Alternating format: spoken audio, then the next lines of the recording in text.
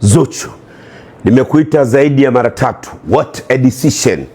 Watanzania, siku 2 zilizopita Zuchu kupitia mwanasheria yake ameiandikia kampuni ya WCB barua official kupitia mwanasheria wao kuwa yuko tayari kuachia madaraka, lakini kampuni haiko tayari kurelease na kumpa barua ya majibu ya barua yake kutoka mwanasheria wake. What a decision.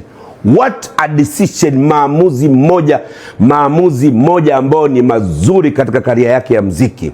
Hapa nimekuja kuwaomba Tanzania, tunasubiri barua ya Zuchu kujibiwa na upande wa WCB. Barua ikijibiwa tutaona demand watakazoziweka. Hapa naomba Tanzania tusimame na Zuchu.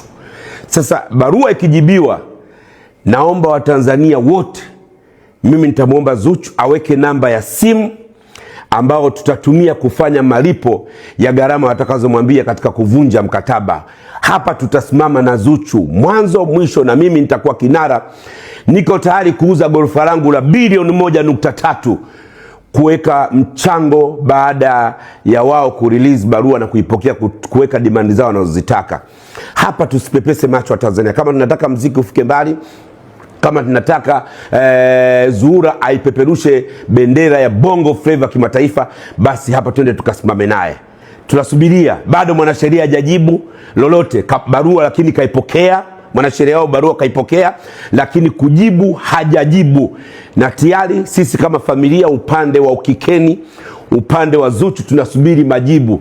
No more lebo, hatuhitaji lebo sasa hivi. Tunataka kusimama sisi kama sisi. Tumeshachoka na humiliation, tumeshachoka na mambo ya kitoto, tumeshachoka na ujinga katika business. Kwa hiyo mimi binafsi nasimama na Zuchu na tunasubiri. Naomba management, jibuni barua yake, na kama hamtaki aondoke, jibuni barua hataki uondoke kwa sababu zipi, na kama mnataka aondoke, jibuni barua demand zenu. Wa Tanzania tuko tayari kumchangia Bi Zuhura. Hiyo ni exclusive. Hala.